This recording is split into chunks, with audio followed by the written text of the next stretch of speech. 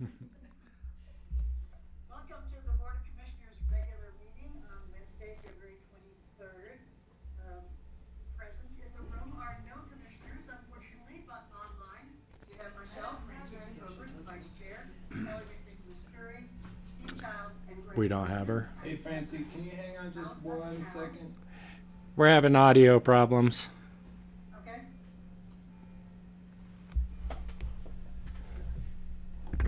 How about now, Amy? Can you hear me now? I can hear you, but that's because you're using a mic, so I need somebody from Zoom. Francie, can you give us a shout and see if we can hear you?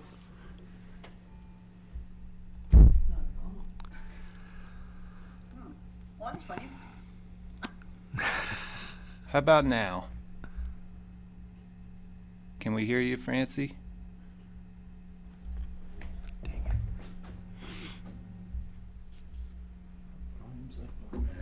That's not it. We've got that plugged in. The snow. We're all tired. Let me see.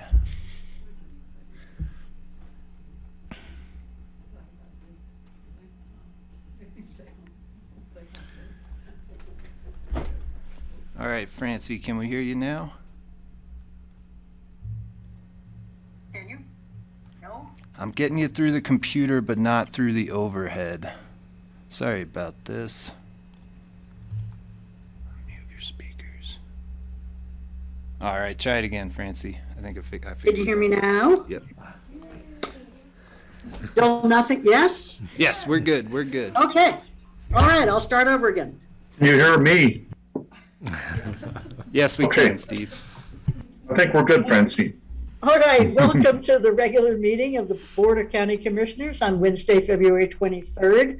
I will be hosting the meeting from home. Unfortunately, I'm not there for a very big day, and I'm sorry about that. Also online, we'll be joined by Steve Child, Greg Koshman, and Kelly McNicholas-Curry. Patty, the chair, is out of town and she won't be with us today. And we are beginning the day with a very exciting event. We are honoring Human Services Director Nan Sundin as she retires from Pitkin County. Nan has been an employee of Pitkin County for 30 years. She's made many accomplishments that benefit Pitkin County as well as the community. So many of her colleagues have reached out to Nan to honor her with kind words and accolades during her time at Pitkin County. Most recently, she received a letter of appreciation and congratulations from the Colorado Department of Healthcare Policy and Financing. While we will miss Nan, we thank her for her amazing work and wish her well in her new adventure. And so we have a proclamation of the Board of County Commissioners. Whereas Nan Sundin has spent her 30-year career at Pitkin County advocating for equitable access to care for all, and a lot of good things have happened here as a result. And whereas under Nan Sundin's leadership, the Health Community Fund was created, supplementing the budgets of scores of valuable local nonprofits with a focus on human services. And whereas Nan Sundin saw the potential of the expansion of the Mountain Family Health Center in Basalt, where more than 2,000 low-income patients are served, and with her support and guidance, the center and its clients continue to thrive today. And whereas the Aspen Family Resource Center found itself on Nan's radar, and she brought together her human services team, local schools, and children and youth serving nonprofits to launch the center, which improves the health outcomes of school-age children and their families. And whereas it hasn't always been easy for Nan to convince the community and powers that be that even though we live in a world-class resort surrounded by great wealth, there are many people and families here who need support and assistance. With Nan's perseverance over the years, the community has come to support and understand the need and how these very families often make up the backbone of our community.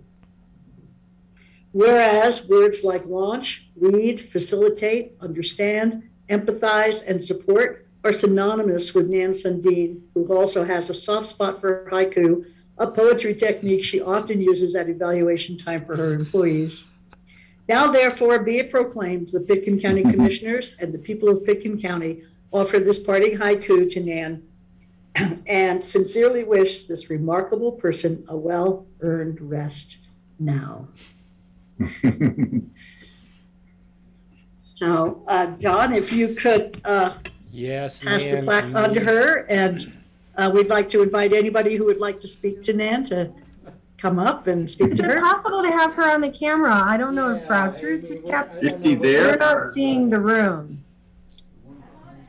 Yeah. Madam Chair, I have to protest. I am in the, nobody asked me if she could retire. And this was never discussed by the board. I just don't think this is appropriate, and I think we should deny this request today. I'll second that motion. Well, I have no idea. Thank you. Thank you so much. Yeah, Nan, what are you trying to pull here? Everybody clap. Yeah, clap. The haiku, looking for the haiku. Francie, is it okay if maybe we invite anyone who wants to make some comments up? Yeah, of course, please do. I thought I did. There should be a limerick. We do have A a limerick. haiku. It looks like it's a haiku. Or- No? Or a limerick. We No. offer this parting haiku to Nan. Oh, Well- sincerely wish this remarkable person a well-earned rest now. Yes. That's That's it. it. 575. Yes. I missed it. Thank you. Oh, we have some others. Yes. Well, maybe I'll start off because there is a limerick, unless someone else would like to read this. You can just come up to the microphone if you want. All Great, right. if you want to read it. This is the story of a lass named Nan whose work here is covered a 30-year span. She came from the east, her master's in hand, to a place from the outside looked so grand. It took her no time to see that even in Aspen, families and homeless and seniors were grasping. For healthcare and food and places to live, right here in paradise, there was so much to give. Yes, we're lucky to live in a world-class resort, but even here, there are people who need help, Nan would retort. A healthy community fund is just what we needed, and Nan rallied nonprofits and taxpayers to seed it. And lo and behold, the community said yes, allowing childcare, mental health, and food banks to progress. And big buddies emerged, and parents could labor. Nan's vision found resources in spite of Tabor. But that's not all Nan has done in her years on the job. She was there for many a crisis that would make you sob. Like the time a small jet crashed on a grassy slope, Nan rose to the occasion to help families cope. When the pandemic hit and folks couldn't pay rent, Nan stood on the sidewalk with assistance to be spent. She didn't just wonder where the homeless could stay. She championed a campsite for them away from the fray. When the senior center was plagued with mold, Nan created a JIC, a JIC. Man, that was bold. Now Nan could get grumpy when things got tough. Meetings would get bumpy when she'd had just enough. But when it all was over and said and done, Nan would be her friend and even poke fun. Oh, that is beautiful. Thank you. Okay, now I'm. That's amazing. You can speak and then others can speak. Ah. Oh, I'm so sad I'm not there to be there with you, Nan. After Well, all I these years. just want you to know that I brought you gifts, so at your desk, you too will have a Human Services neck warmer that Oh, boy. I'm fashioning today. We got these for our team who worked tirelessly, really, during COVID and have done such an extraordinary job. And I just want to thank the board. If your ears were ringing or you felt the buzz, it's because almost all the time when I was at state meetings, I bragged about how great our board is and how supportive our board is. My peers in Human Services do not have the same level of support that we have here. The compassion that you all bring, the interest that you have in Human Services, And the vision that you have is extraordinary, and I just want to thank you for that. It's been a privilege. I've loved almost every minute. Yes, sometimes I had it up to here with meetings, so I apologize to everybody for that, but always in my heart was what's best for Picken residents and residents of the Roaring Fork Valley. So it's been a super privilege to serve, and having the leadership of John and Phyllis, really extraordinary times. I have, I think, mostly stopped crying. So you're getting me after I've cried for a month. Not sad tears, but just like proud, happy, joyful tears for the relationships that I have, for the privilege that I've had to work with our nonprofit partners, and other governments, the hospital, the schools, the city, the county, Snowmass Village. We have amazing partnerships here. And I'm just really, truly grateful and filled with love for Pitkin County. Thank you. Thank you for everything.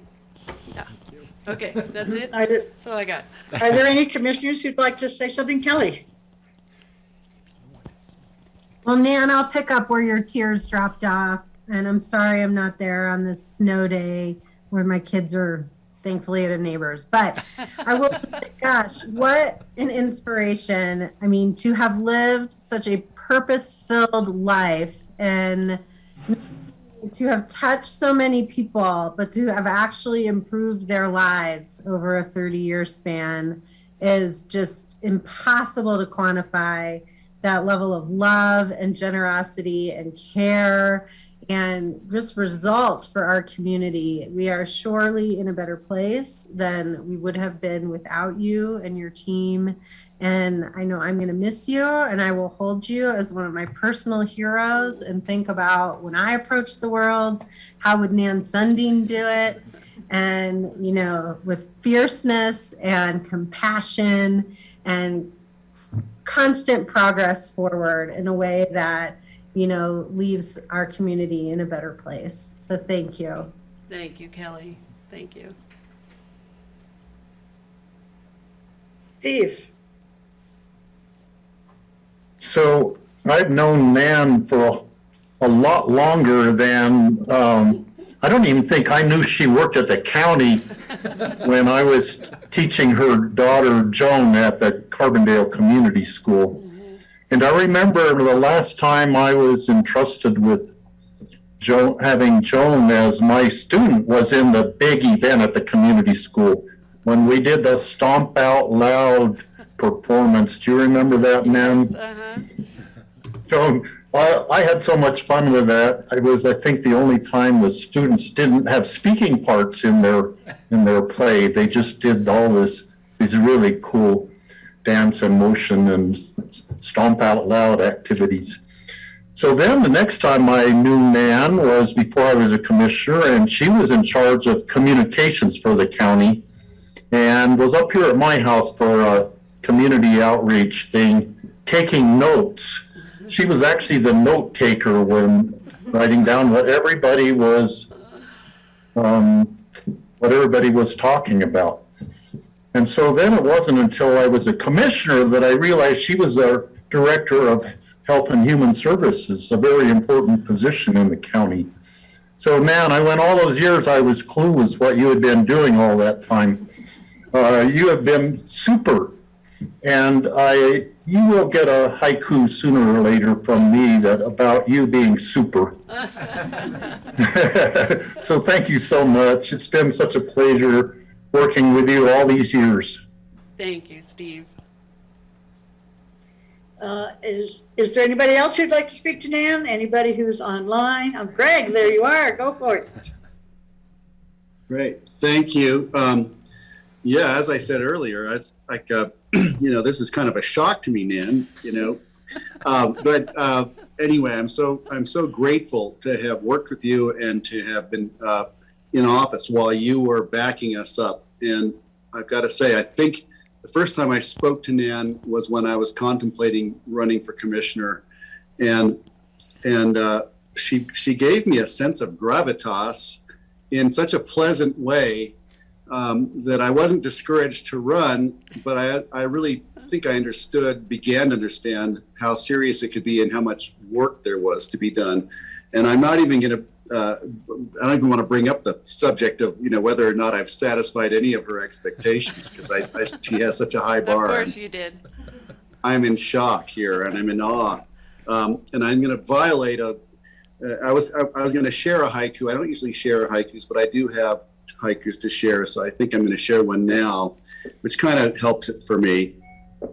So here we go. First one. Over 30 years, Nan set the hook, reeled us in. Can she walk away? That's the first one. The next one, Nan wrote our thick book on compassionate service, Pitkin County Cares. Next one, into retirement, you ride your bicycle, but you will miss us. Yes, I will. And finally, the last one is, leaving now, Sundin? Not until my term expires. Please reconsider. That's awesome. I call that a string of haiku. So that's great. You can add as many, verses as you want. I'll keep going. Okay. It's good. And, But then we still have to vote on this. I thought that 6 months notice was good, but clearly it should have been longer. Things, the public and the commissioners don't even take notice until, several public sessions and a lot of, that's the MO in this town. It's like, what? You want to do what? You were very busy. Let's just say that. Thank you. And I'm going to see you on the bike path, hopefully, or on the ski trails. Yeah, that'll be great. Steve?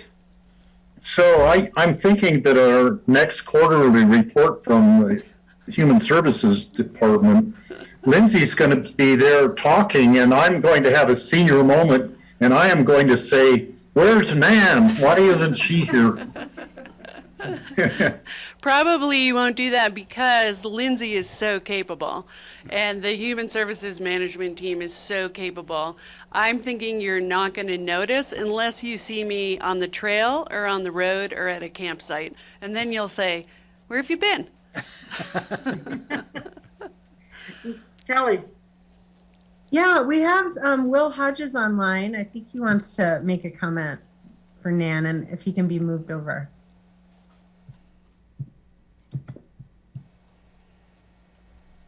I just promoted Will to a panelist, so when he pops on, he can turn his camera on and his audio. Are you there, Will? It's Bill Hodges.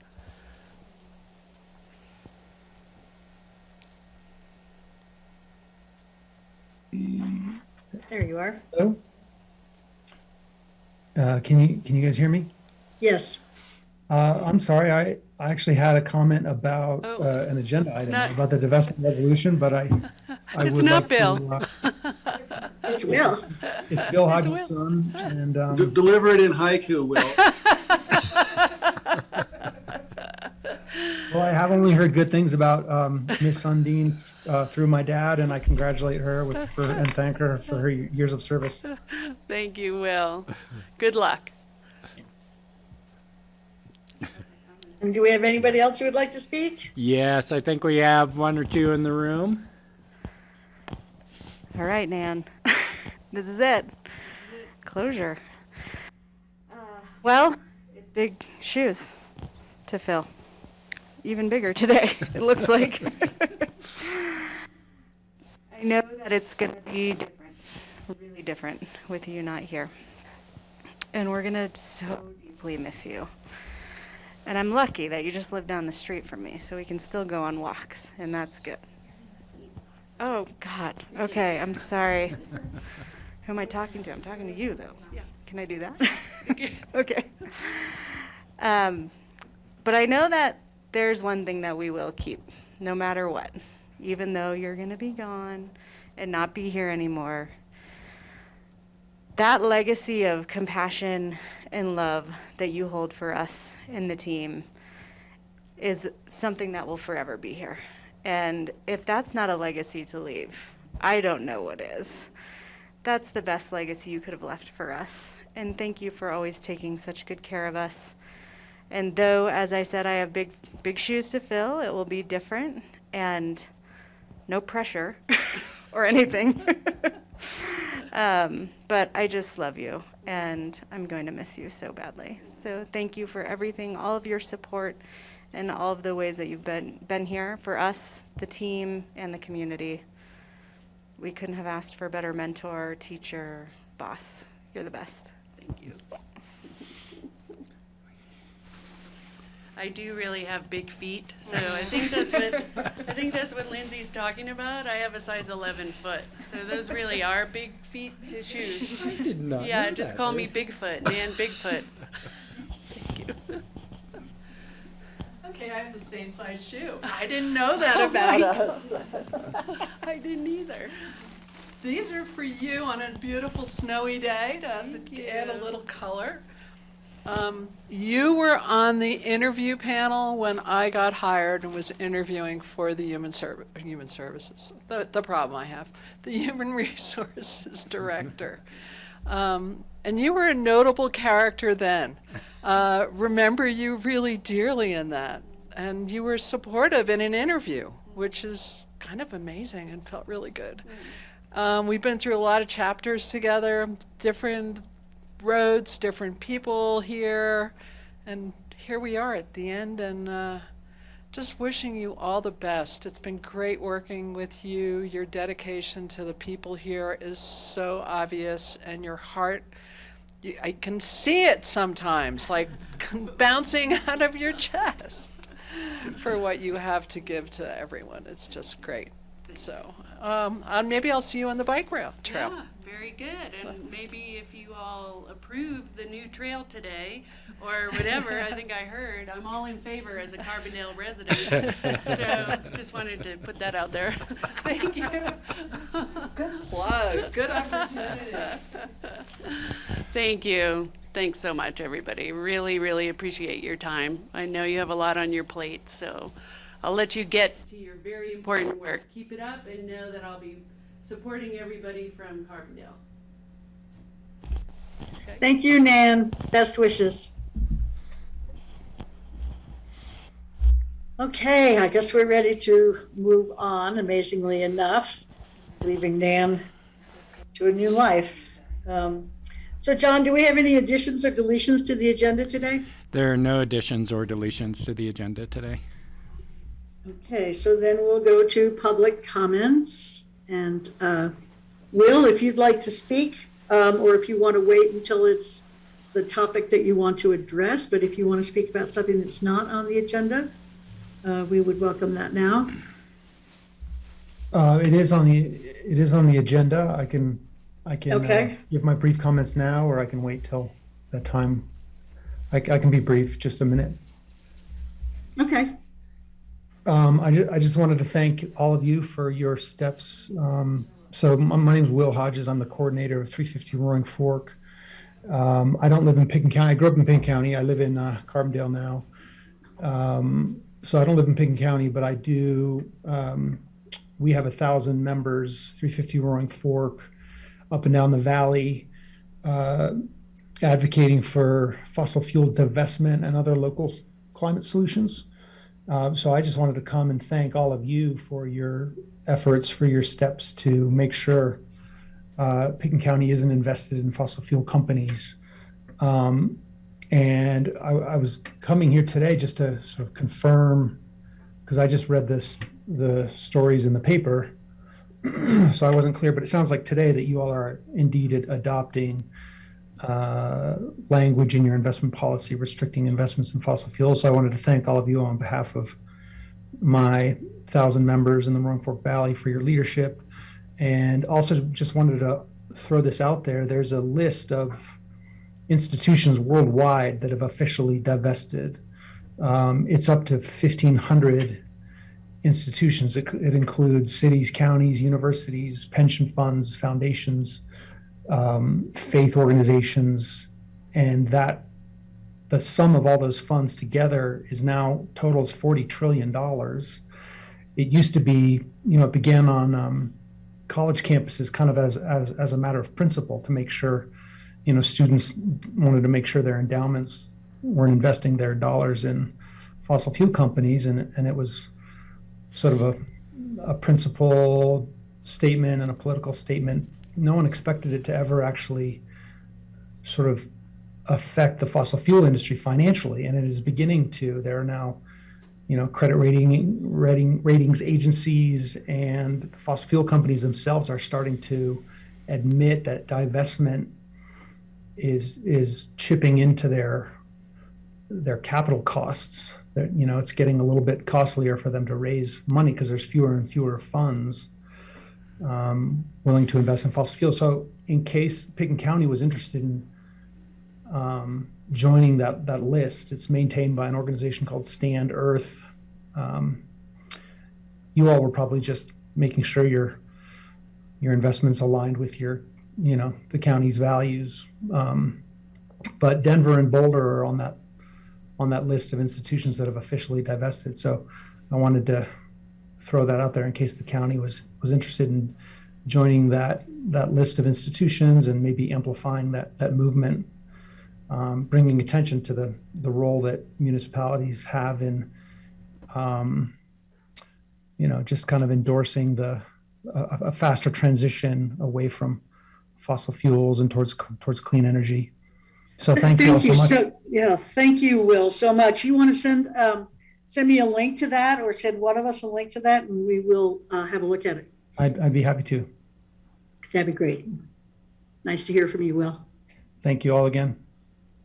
And do we have any other members of the public who would like to comment? The number is on the screen and I can't see it.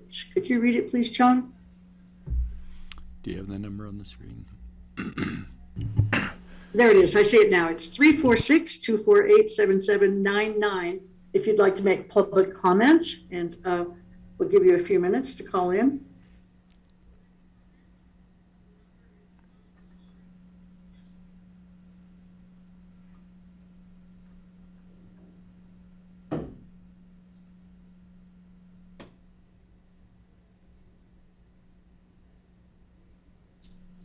I don't see anybody. I'm assuming Andrew doesn't either. That's so correct, I'm going Francie. I'm going to close the public comment portion of the meeting and open it up to commissioner comments. And we do have some consent items. Oh, that was the timer for Will, sorry. We have a couple of consent items, the minutes of the February 9th, 2022 regular We meeting. do have some commissioner comments, Francie. Okay, great. Yeah, Thank you. go Greg. Like you're thanks, first. I want to thank Will for calling in and making that public comment. And my comment would be along those lines. I think, one, I'm grateful that we're being congratulated for this, this move to, divest from fossil fuel investments. I think in our last conversation, we began to understand how hard that could be. And one of the facets of that was that as these energy companies all start positioning themselves as global energy companies, they'll be doing renewables as well as their fossil fuel. You're going to see the famous, the usual suspects in the big energy companies getting behind solar in a big way and storage and all that stuff. So the question I would have to say, and we'll put back to 350.org and Will down the road, is what do you do when a Shell or an Exxon goes big into solar or renewables? What if they do the right thing? And then when are they going to come back to us and say, hey, maybe these guys are worth a second look? It's a question that I'm not wrestling with now, but I can imagine wrestling with in the future.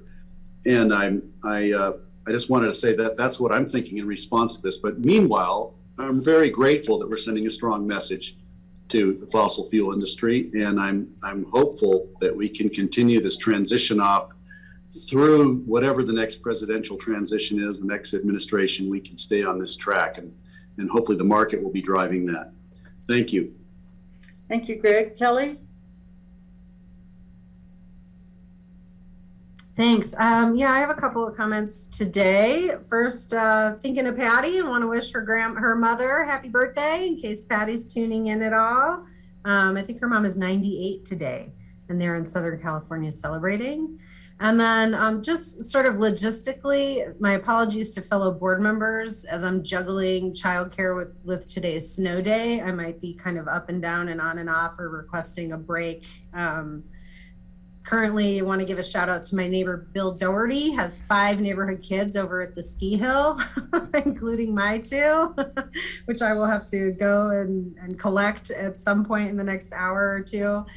So again, just some patience from you guys as we move through the agenda, if I'm on and off. And then finally, I just want to honor, gosh, the world lost a giant this week. I mean, Paul Farmer of Partners in Health is, for me, again, one of my, my personal hero list is not that long, even though it may sound that way, but he is for sure on it. And what a early death and such a loss, I think, for a person who just has done more around the world for healthcare and public health and equity than anyone else I can think of. And just, gosh, we really lost him too soon. And I'm thinking about all of his contributions and how I can emulate similar work here locally in our community. And that's it. Thank you, Francie. You're muted, Francie. So I will start talking. I think she's going to call. Yeah. I'm sorry I couldn't be there today. I think all of us had issues with, in my case, more than a foot of snow at our house kind of put a crimp in any travel plans. But I noted that my son Nathan didn't have to go to work today to the library because the libraries follow the school schedule. And because the schools are closed, the library is also closed. So just wanted to pass that on. It might be a good day for people to hunker down with a good book. And if you're not out, I doubt if anybody's even watching this right now. They're probably all out skiing and snowboarding, come to think of it. But anyhow, next week I will not be at our work session on Tuesday because this first week, the end of February and the beginning of March, is when I have been attending the National Farmers Union Convention as a delegate and representing the Roaring Fork farmers and ranchers through the Rocky Mountain Farmers Union. So the convention this year is in a real exotic part of the world in downtown Denver. So I will be in meeting rooms in downtown Denver while you guys are meeting over here. National Farmers Union represents family farmers and tries to improve their lives and the conditions under which they operate all across the United States. And I've made many friends from many different states and parts of the country, people who grow papayas and corn and wheat and hogs and all sorts of things in different parts of the country. But anyhow, I will not be here next week for that reason. Thank you. I just want to take 1 second to recognize Jack Bremlinger, who also died this week. He lives down here in Carbondale. I've been to several events at their amazing place above the river there, and he was a really important person, both in Aspen and in Carbondale. So I want to send condolences to Eric, and just thinking about Jack and how fun it was to know him. Are there any other commissioner comments today? Okay, so now we will move on to the consent items. We have 2, the minutes of February 9th, 2022, and a resolution of the Board of County Commissioners approving the revision of the Pitkin County investment policy. And does anyone want to pull either of these items? Steve? I would like to pull the second item on the investment policy. Okay. Would you go ahead and discuss that if you'd like, Steve? So I'll make a motion to approve the minutes of the February 9th regular meeting. I'll second that. Okay, all those in favor of approving the minutes of February 9th, please say aye. Aye. Aye. Aye. Passes 4-0. And Steve, what would you like to say about the resolution of the Pitkin County investment policy? Well, I thought that we should read portions of the changes to our policy, or maybe read the entire thing for the public benefit. Maybe just portions of it. But this has to do with a section on environmental, social governance, and socially responsible investing. And I'll read key parts of it. Investments are encouraged in entities that support equality of rights, regardless of sex, race, age, disability, religion, or sexual orientation, as well as those entities that practice environmentally sound and fair labor practices. Investments are prohibited in entities that receive a significant portion of their revenues from the manufacture of tobacco products, exploration and extraction of fossil fuels, firearms, or weapons not used in our national defense. So that's the sum and substance of the changes we are making to our investment policy. And we had several discussions with Ann Driggers and the investment advisors who we work with, and came up with this wording, and I totally support following this new policy. It really speaks to our values here in Pickens County. Thanks, Steve. Does anybody else want to comment on that? Well, then I'll look for, I'll make Greg? I'd make a motion to approve. I'll second. Okay, a motion from Greg and a second from Kelly. All those in favor of approving the resolution, approving the revision of the Pickens County investment policy, please say aye. Aye. Aye. Aye. Hey, it passes 4-0. Okay, yeah, we have the individual consideration items, the first readings. And this is set for public hearing on March 9th. It's a resolution to amend passenger facility charge number 1509C00 ASE with the FAA to reflect change in the project scope. And I think we have Dan to present it. Dan Bartholomew. Well, good afternoon. Dan Bartholomew, Airport Director, Aspen-Pickton County Airport. And I'm here today for the first reading to authorize the chair to sign an amendment to passenger facility charge application, or PFC application 15-09.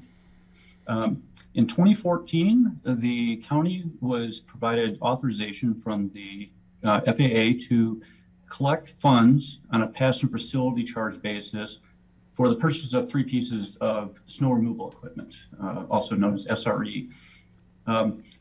It was determined after the FAA made their decision for us to purchase a blower, a plow, and a broom, that 3 brooms would serve us better at the airport here, given the type of snow and our typical runway conditions here. So we need to go back to the FAA, and just as far as a process to keep us well and set with the FAA, we just need to do an amendment to this PFC agreement. Really, this is just for scope. This is not for budgetary purposes. There is actually a decrease in the amount of money that will be used in this PFC from 2 facets. First, the change in scope from the equipment came in at about $155,000 less than if we purchased the original equipment that we were asking for. And in addition to, with this, and ancillary to this PFC application, there were 2 environmental assessment projects with this. One was for geometry changes on the airfield, and the other one was for the terminal area improvements on the east side here. Those added an additional $431,000 in reductions, for a total of $586,400 in reductions to this PFC amendment. We have gone through the process of updating our airport partners and anybody else that has business with the airport of this amendment. We did have a formal public process with the intent to amend PFC. We also had consultations with the airlines. Following a 30-day public comment period and no comments were received, this is a pretty minor thing in the PFC world where we're just changing scope, and it's still scope in line with what we were doing. It's just a minor change in the type of equipment we were buying. And then also with the fact that we're reducing the amount that we're collecting, that's also seen as sort of a positive in the airport world. So no comments received. From this point, we've notified the FAA that we'd like to make this change. And at this point, we're just seeking the board chair's signature for us to submit the finalized amendment to this change to the FAA.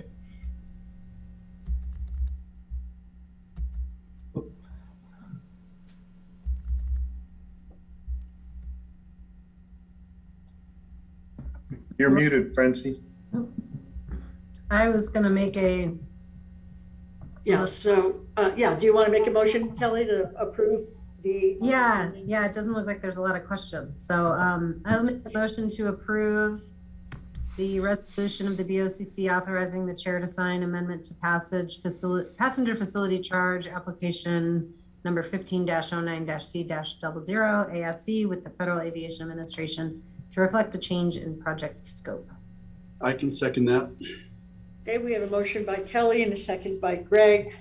And everybody in favor, please say aye. Aye. Aye. It passes 4-0. Thank you very much, Dan. Thank you. All right, good luck with your snow removal over there. Thank you. Yeah, I was going to say, what does he need snow blowers for? Yeah, really. Okay, now we're on item number 4, a resolution amending resolution number 150, 2018, authorizing an amended agreement with Mountain Rescue Aspen for provision of search and rescue services. And I think Alex Rochetta is here to present that for us. Hi, Alex. You are on mute, Alex. How is that? Is that better? I'm using That's a way combination better. of my computer and my phone. Perfect. Thank you. Yes, as Francie indicated, we're here to discuss first reading of the resolution of the Board of County Commissioners amending resolution number 150, 2018, which is the agreement between the Board of County Commissioners and Mountain Rescue Aspen.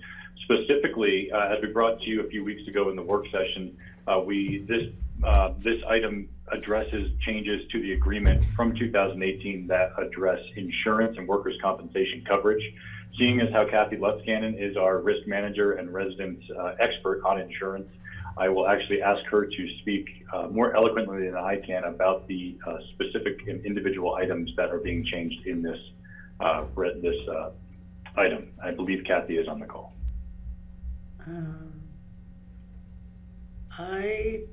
She was on. Are you there, Kathy?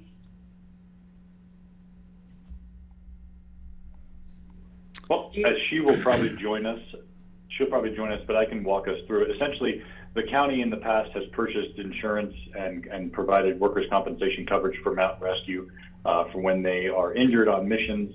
As the board may or may not know, when they are authorized on search and rescue missions, they are covered completely as a normal employee would be for the county.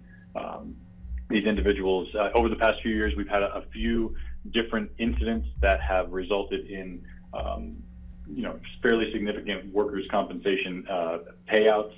And Kathy, with her expertise as a risk manager, has identified that a change was necessary, thus bringing this resolution or this item to the board for consideration to adjust the agreement between the county and Mountain Rescue Aspen.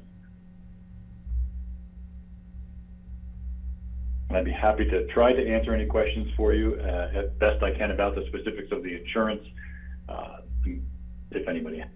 Okay, do we have any questions from the board for Alex? Yes, Nope. Greg. Yeah.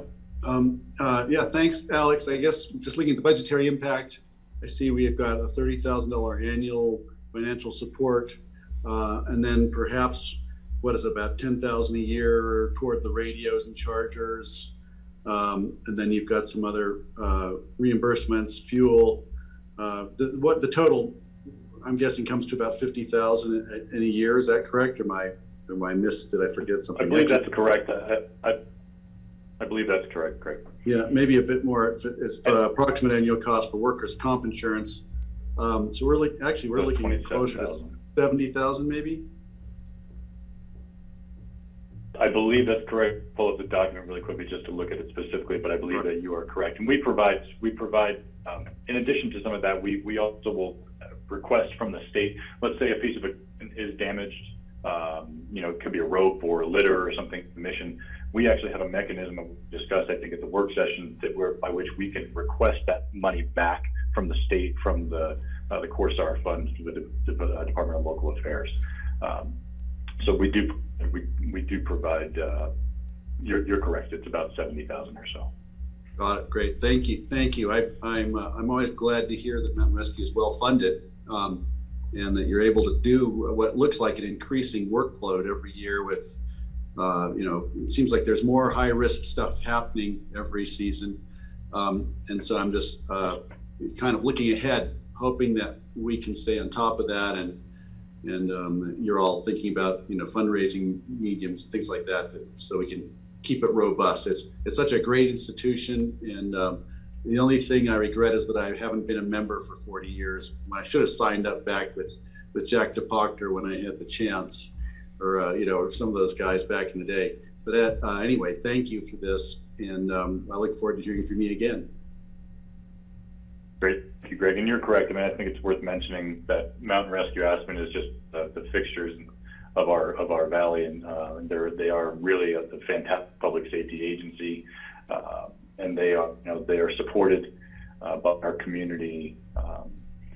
And we honestly couldn't go out in the backcountry and do what they do if we tried in the sheriff's office, and we are very grateful for the volunteers at Mountain Rescue Aspen, for sure. Kelly? It looks like Kathy has joined us as an attendee. If she wants to fill in. I don't have a lot of questions. We talked about this pretty robustly during our work session.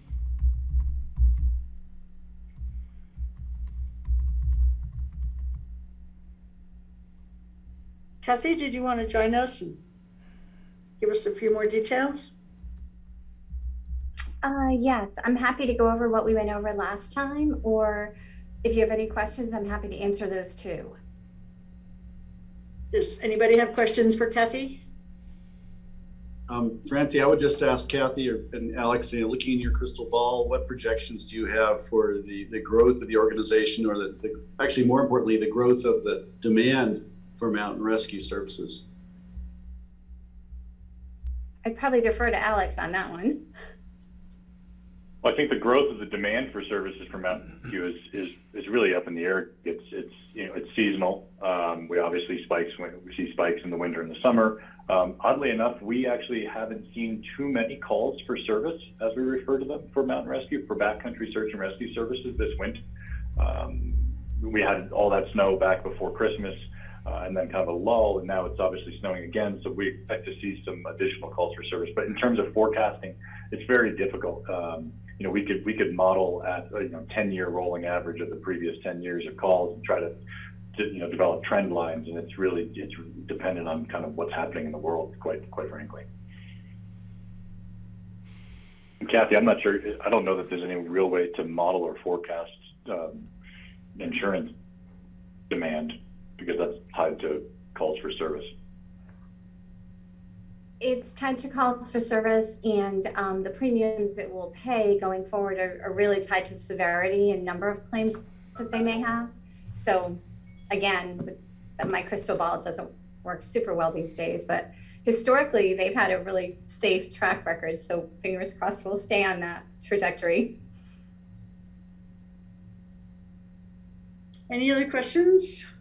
Thank you, Alex. Kathy, I'm looking for a motion to approve on first reading the resolution amending the agreement with Mountain Rescue, and the second reading will be on March 9th, 2022. I'd make the motion. If you can, keep it open for further discussion after the second would be great. Yeah, I'll second the motion. Okay.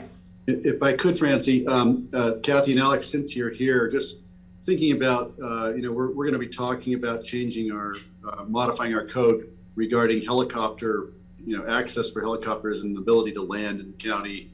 And we're also, on my mind yesterday is the crash of two helicopters was it Snowbird or Alta yesterday, that just on landing, they both kind of put it in right at the landing, and happily everyone walked away. But in my career as a filmmaker, we used helicopters a lot, and it was very rare to actually have helicopter activity around here. And I just keep wondering if we're going to see more of that, and if we're looking at things like that, those unintended consequences of more activity, because I do know there are some private operators who come and go. And anyway, I just wanted to highlight that. I think about that a lot. I'm nervous when I see the private enterprise, the helicopter service. It seems like a very undersized helicopter. And I'm just wondering if we're going to get a call to go out and pick some of those guys up sometime. Hopefully not, fingers crossed, but just thought I'd bring it up. Thanks, Greg. Yeah, I think it's, it's also worth mentioning that we used to use a private helicopter service, most of our search and rescues with Mountain Rescue Aspen, and we transitioned and developed a very robust relationship with the Colorado Army National Guard's fit over at Eagle County, and they have a fantastic operation over there, from maintenance to training to their development program.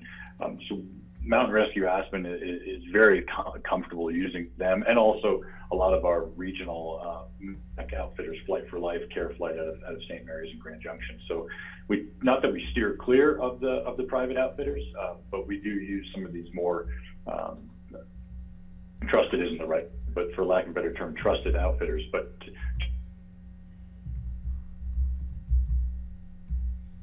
you're muted. Yeah, you just went to mute, Alex. We caught the first half of it. Is that better? Yeah. There you go. Oh, okay. I was agreeing with Greg. I thought he did a very good job of summarizing the topic, so we'll just cut it short there. I guess the question I'd have maybe for John Ely or just regarding any changes we make, I'm assuming if they're working with Hake, that's the high altitude, whatever they're called over there, the military, that shouldn't be an issue. But if a private contractor came in to work with Mountain Rescue, we're not inhibiting them with these new regulations. And it occurred to me, I want to bring up that being able to permit somebody to actually operate might be a good idea, to have that ability when something special comes along. So it brought it up, and I don't know if it's necessary to speak about it now, but when the conversation comes around to the aircraft landing outside the airport, I just want to make sure we've covered ourselves. We don't paint ourselves into a corner, so to speak. Thanks. Steve? So I was thinking of the Air National Guard doing their training. You really were providing a service for the whole country, for them to be able to do training, helping us on missions when they are doing training for high altitude operation of the helicopters, which they might be called to do stuff. And I think they were present in Afghanistan a lot and other mountainous regions, so that actually we're helping them and they're helping us in that respect. I was also thinking about how Capitol Peak in my backyard has taken so much effort from Mountain Rescue in the last few years with, multiple deaths up there and recovery operations. And then that's where the Mountain Rescue volunteer was seriously injured when climbers up above the Mountain Rescue people knocked rocks off the ridge. Capitol Peak is a very dangerous place, and there is a lot of loose rock on there. And I think that a lot of members of the public are being more careful. I think that having 5 deaths in one summer helped them realize they need to be a little more careful and prepared up there. But I'm glad that there's fewer search and rescue things going on Capitol Peak, but I'm sure there's going to be more than our fair share going into the future. And I think it was that incident on Capitol, the injury to the mountain rescue volunteer, that actually precipitated these discussions on, you know, changing the way that the workman's compensation is dealt with.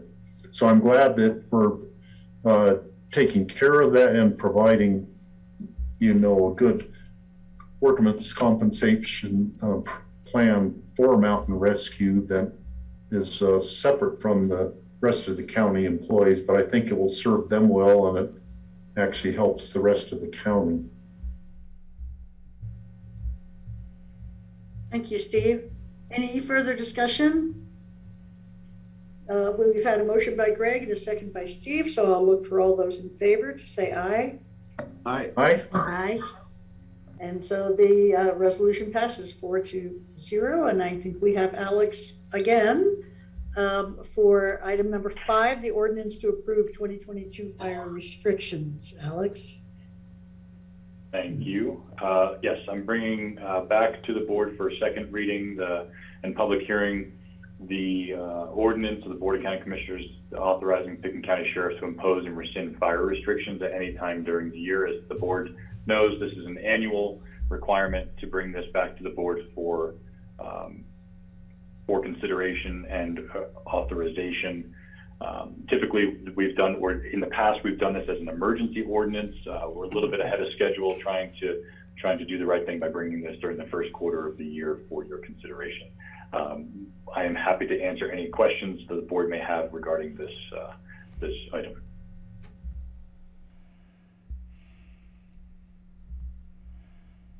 Do we have any questions? Doesn't look like it. So can I get a motion? Thanks, Alex, for bringing this to us early in the year. You know, it's always helpful to start thinking about these things when there's still snow on the ground. So thank you. Definitely. Thanks, Kelly. I think is this a public hearing, Francie? It doesn't say public hearing on here. So I'm not sure. Yes, Francie, they all are. Okay, so are there any is the public interested in commenting on this? Oh, there it is. Yeah. I don't see any public on the call right now, Francie. Yeah, I don't either. Okay, then I'll look for a motion to approve. So moved. And a second? Second. Okay, a motion by Greg, seconded by Steve, to approve the 2022 fire restrictions. All those in favor, please say aye.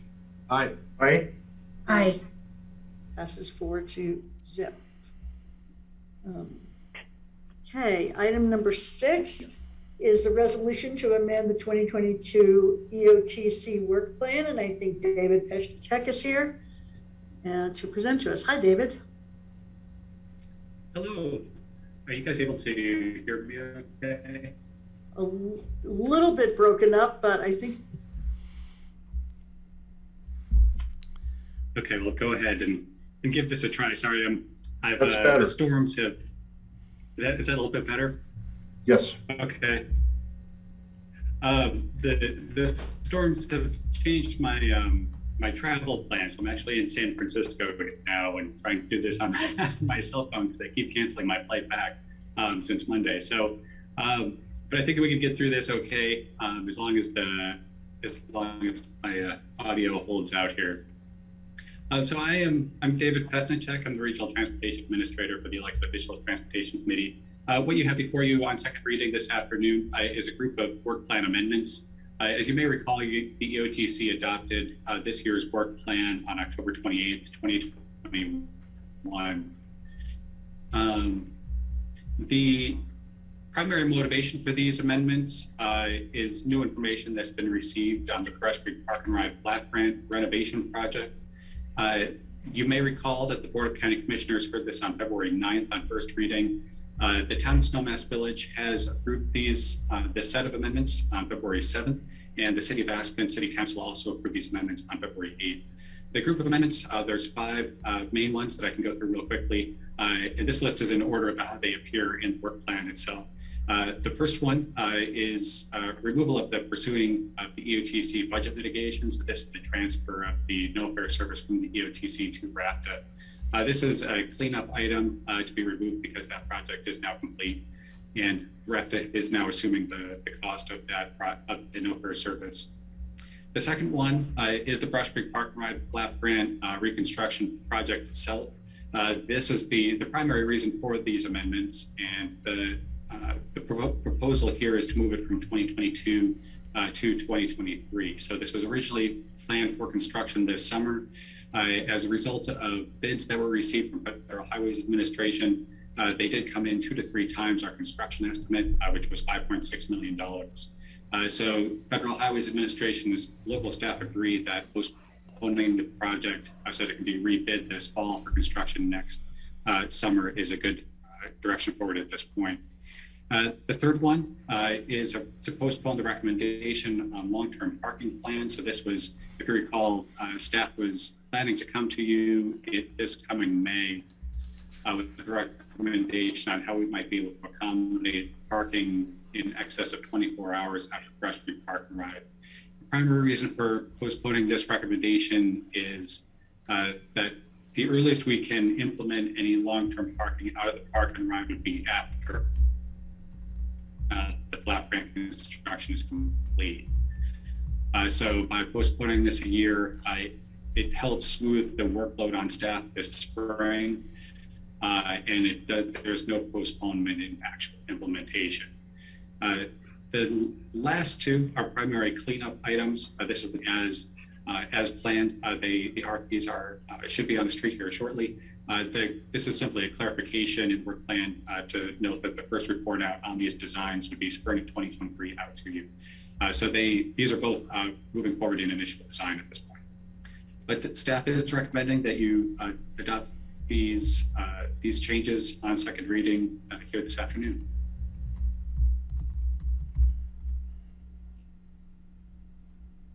You're on mute, Francie.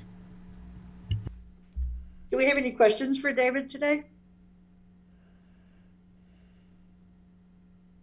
Then I will open the public hearing, see if we have any public wishing to comment on this. Doesn't look like we do, but we'll give it a couple of, like a minute.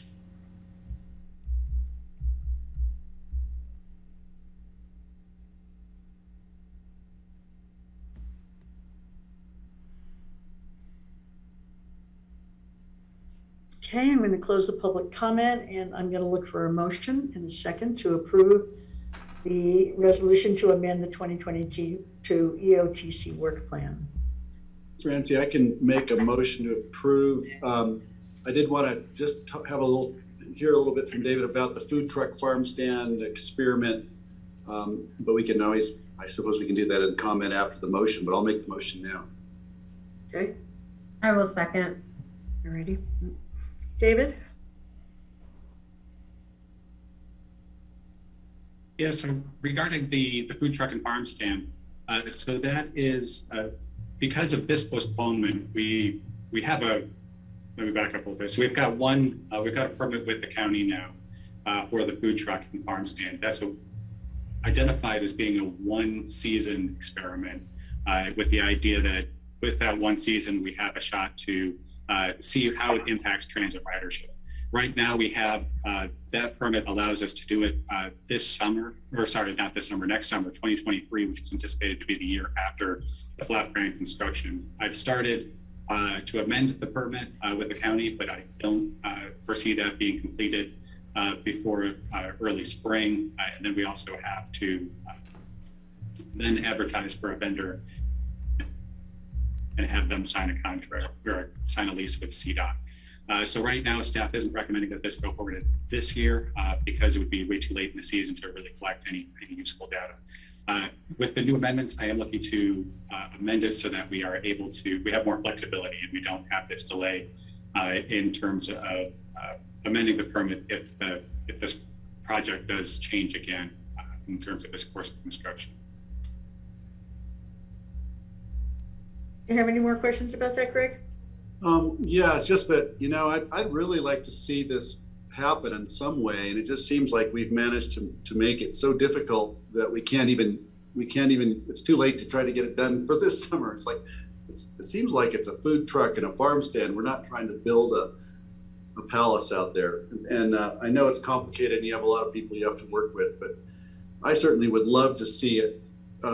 If we're not going to do any work on the intercept lot at Brush Creek for another year, I think that's what I'm getting from this, and nothing's really going to happen, then why not put it in and see how that affects traffic? In an informal, anecdotal experiment's better than none, in my opinion. So I would just say, we can put this off forever, I guess. And, it could take 4 more years with the rate things are going. So I'm a little frustrated. I'd love to see that. I was hoping my kids will be out of college before this thing happens, so they won't be eligible to work there.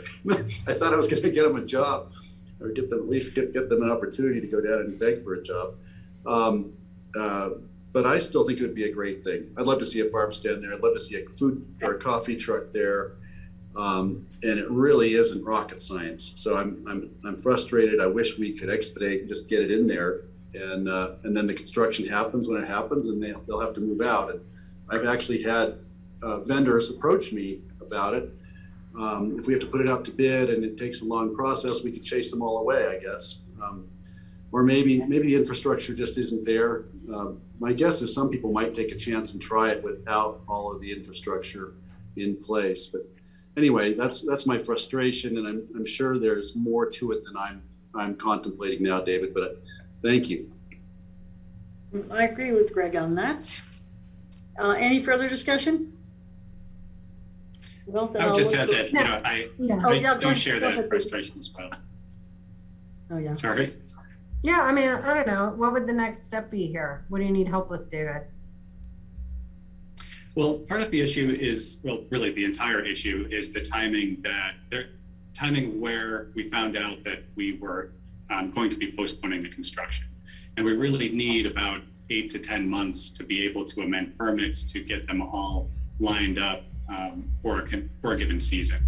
Because the permit through the county is year specific. So it specifically says we have to do it in 2023. And then we go through the whole process, which has public notification processes. And then we have to advertise for the vendor, and then that vendor has to sign a lease with CDOT. And my experiences with CDOT Plans Department right now is that things are moving very slowly. They're at half staff right now at the Grand Junction, and things that would have normally taken a month or 2 are taking twice as long. So I just don't see a way to really get through the hoops this year, unfortunately. But I do share in everyone's frustration that it seems like it should be simple. We should be able to do it, but there's a lot of red tape that stands between us and actually getting it done.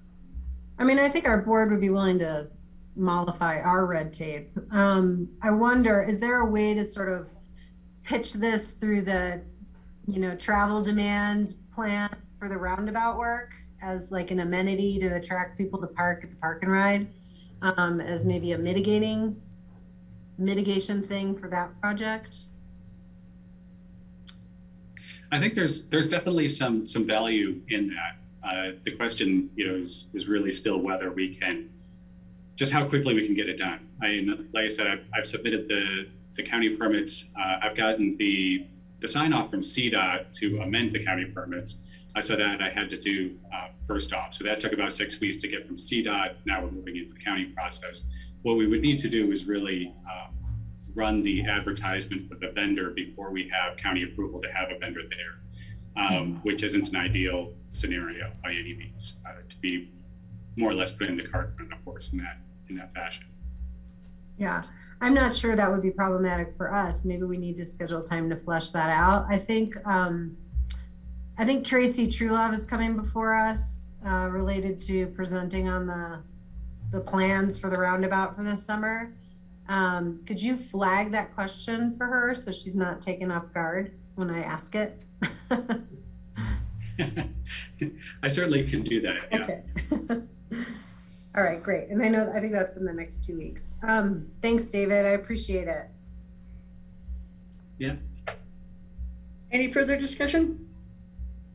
We have a motion and a second, so I'm going to call for a vote on the resolution to amend the 2022 EOTC work plan. Steve, did you have something you wanted to say? Public hearing? This is a public hearing? Did Oh, we yeah, have thank the? you. So I'll open the public hearing now.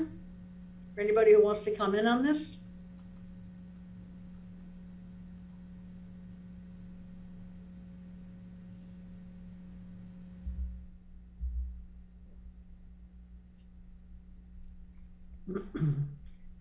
Everybody's out skiing.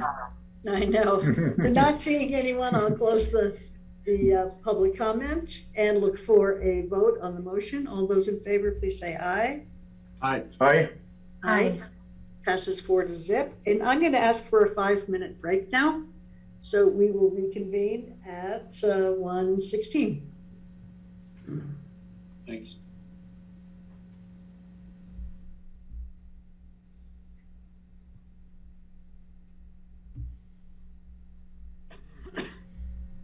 These Lisas should be faster. Too.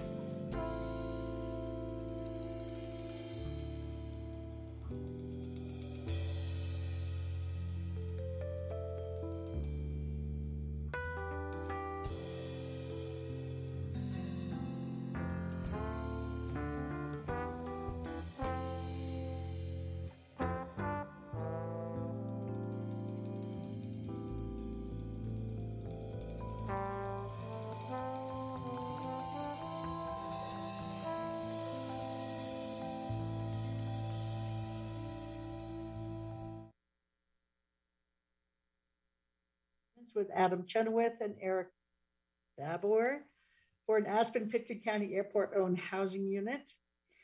Number 8, an ordinance authorizing the individual lease agreements with Tyler Yoakum and Chelsea Elliott for an Aspen-Pitkin County Airport-owned housing unit. Number 9 is an ordinance authorizing individual lease agreements with Jennifer Handy for an Aspen-Pitkin County Airport-owned housing unit, and an ordinance authorizing the individual lease agreement with Ryan Thayers for an Aspen-Pitkin County Airport-owned housing unit. And number 10, an ordinance of the Board of County Commissioners authorizing individual lease agreements with Perrin Y. Taylor for an Aspen-Pitkin County-owned housing unit. And I don't see Jody. Did you want to speak to this? Jody is in the room with us, actually, Francie. You probably can't see her great. on the screen there, but I she is cannot. on a mic. Hi. Great. Thank you. Jody Smith, Facilities Director.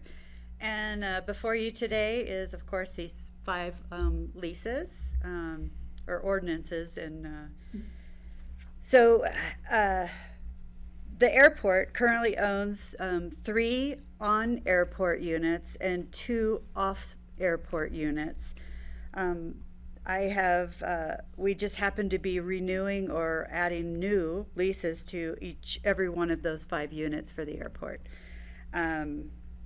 The background on this is that the airport has built and purchased workforce housing over the years. All properties were purchased with the airport fund and are specific to their workforce and cannot be used for any other housing.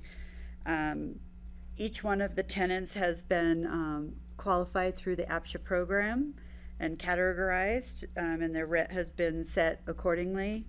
And the selection process for the airport has been identified and found to be fair and equitable. And I think that's it, unless you have any questions.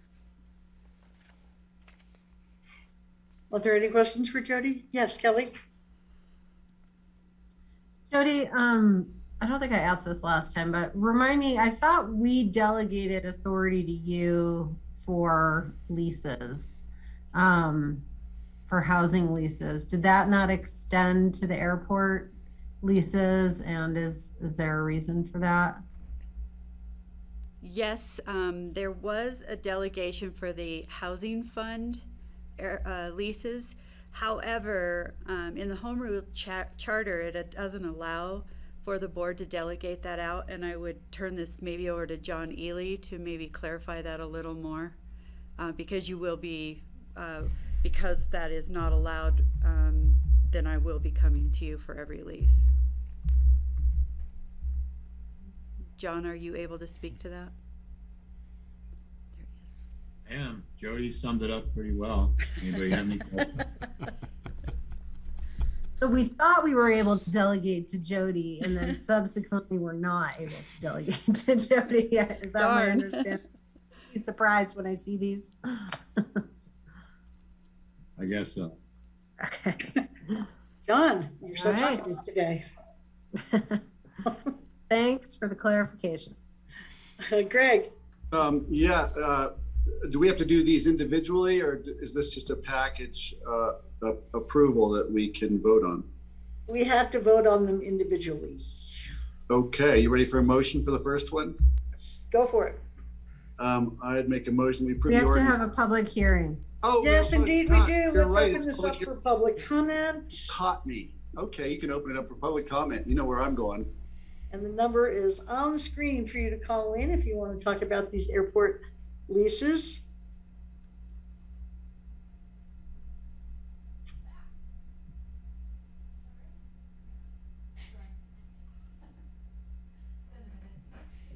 Okay, I'm going to close the public comment and go back to Greg. Okay, and before I jumped in, got ahead of myself there, wanted to make a motion to approve the ordinance authorizing individual lease agreements, starting with Ryan Tiers, pardon my pronunciation. Actually, let's do number 7 first, Adam Chenoweth and Eric Babor. Okay, then I'll that one first. I'll make a motion to approve Adam Chenoweth's lease. Do we have a second?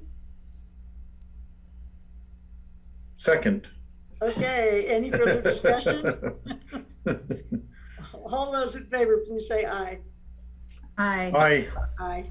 And that Can I make a passes. motion to approve the next one? Well, I'm going to announce that one passed 4-0. Now go for it. Okay, now do we need to open it to public comment on each one? No. No, We've we already- do not. Is that No, correct? we've Okay. already opened it to public. I'm gonna make a motion that we approve the lease for Eric Barber at 1400 East Valley Road, number 205. Now, that's the same address as Adam Chenoweth, but I assume it's a lease. So We just did that one. We should be on 8 now, Greg, which Oh, is Tyler. I'm looking at a Yoakum and- different list than you. Sorry, I'm Oh, looking at that's this. interesting. Well, I'll read it. This is authorizing the individual lease agreement with Tyler Yoakum and Chelsea Elliott, and I'll look for a motion. So moved. That was easier. Second. Any discussion? All Yes. those in- Okay, I wanted to thank all of these employees for, who are living in the airport housing for working at the airport and having, I mean, some of them are right there on the spot on the airport property, which is, I think, probably very handy to have some employees there for any number of things that could happen during the off hours or early morning hours to be plowing snow, or I don't know what these individuals do, but I'm glad we're able to provide housing for them and thank them for helping us out. thank you, Steve. All those in favor, please say aye. Aye. Aye. Aye. Aye. Passes 4-0. The next one is the individual lease agreement with Jennifer Handy. So Is there moved. any- Okay, Second. any further discussion? All those in favor, please say aye. Aye. Aye. Aye. And we also have an individual lease agreement with Ryan Tiers. And do I have a motion for that? So moved. Second. Any further discussion? All those in favor, please say aye. Aye. Aye. Aye. Aye. And number 10 is an individual lease agreement with Perrin Taylor. So moved. Second. And any further comment? I'll look for a vote. All those in favor, please say aye. Aye. Aye. And that one also passes 4-0. Is that all of them? That is they. Okay. Thank you, everyone. So number, yes, Kelly. Sorry, Jody, are all these full-time employees or are some seasonal or part-time? All full-time. Seriously? Okay, thank you. Thank you, Jody. Thank you very much. Thanks, Judy. Okay, number 11 is a resolution of the Board of County Commissioners approving an intergovernmental agreement with the City of Aspen for use of temporary space in the city-owned Armory Building for court proceedings and services provided by the 9th Judicial District. And I believe Rich is going to present this to us. Rich Engelhardt. Yes, I am. Thank you, Chair and Commissioners. Rich Engelhardt, Deputy County Manager. As Francie just mentioned, this is a resolution approving an IGA, and staff is recommending the BOCC open a public hearing and adopt a resolution approving this. And just a little bit about it, the IGA was included in the packet in our first meeting. We went through it in great detail, and it spells out who's going to be doing what in the intergovernmental agreement. It does set a price of around $23,870 a month for that rental. It's based on input from the city and also on a nonprofit rate that we use for our facilities as well. I can tell you that attended the city council meeting last night. It was under consent. It was not pulled, and so it was approved via their consent calendar itself. So, and nothing has changed since the last time we have met. So with that, Francie, I would offer up the board to ask any questions and open the public hearing. Does the board have any questions? Okay, I'll open it up for public comments. Please call in to the number on the screen if you wish to make a comment.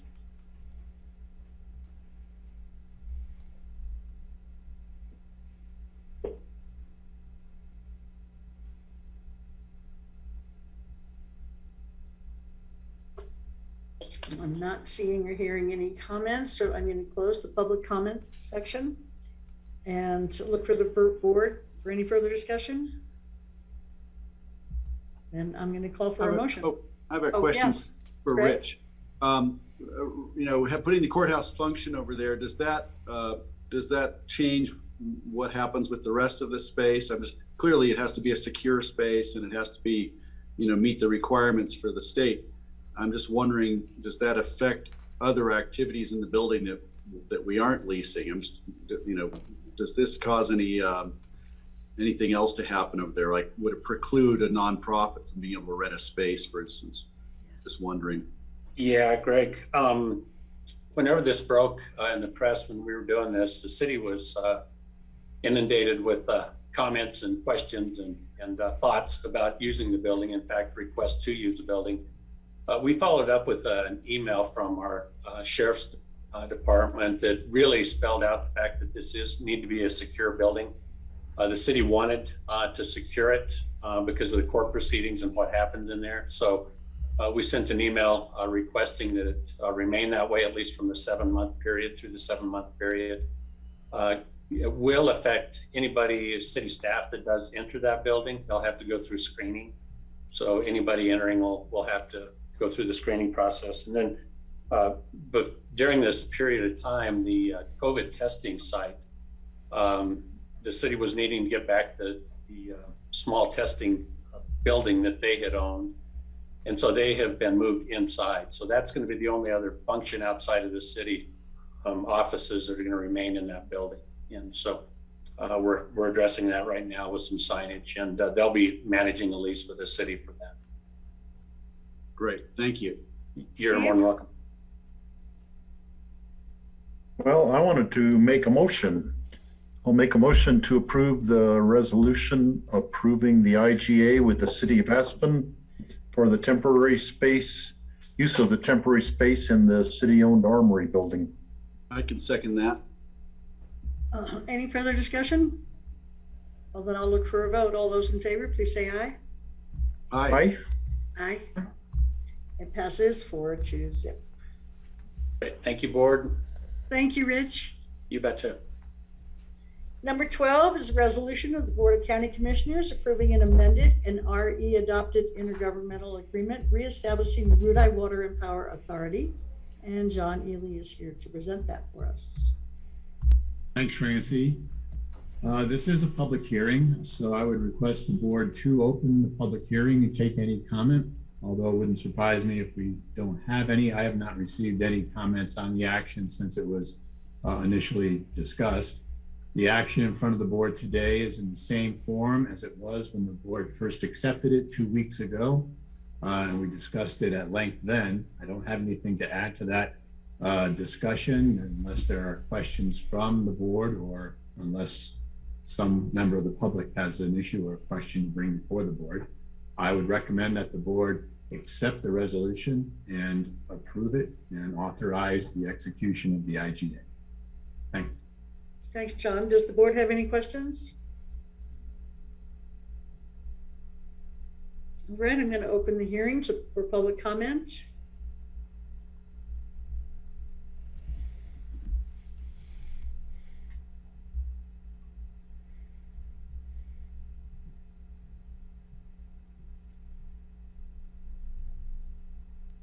And there seems to be no public comment, so I'm going to close that.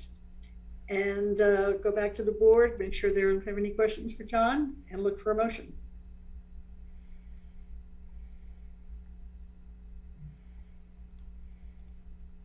So I'll make a motion to approve the resolution approving an amended and readopted IGA reestablishing the Rudai Water and Power Authority. I can second that. Okay, it was the motion was from Steve and the second from Greg. Any further comments or questions? All those in favor, please say aye. Aye. Aye. The resolution passes 4-0. Now we're going to move on to the land use public hearings. Hey, Francie, can I us to take a 15-minute break so I can go collect my kids, and come back for this. Is that okay with everybody? Okay, thanks. All right, we'll take a Okay, thank 15-minute you. break. Alrighty.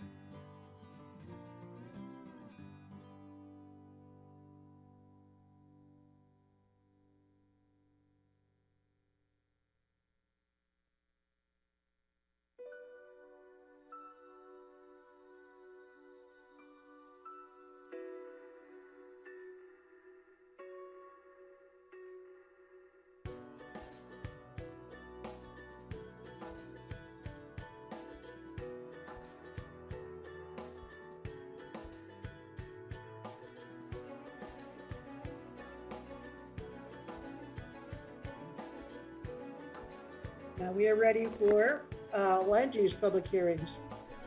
The number 13 is an ordinance approving amendments to 2006 Pitkin County Land Use Code, Title 8 of the Pitkin County Code, specifically related to GMQS exemptions, definitions, and uses. And this is a second reading, and it's going to be presented to us by Joanna Schaffner. Hi.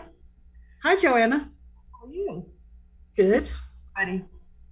I am Joanna Schaffner. I'm a planner with the Community Development Department, and I'm here today at second reading with some code amendments that we're trying to move forward.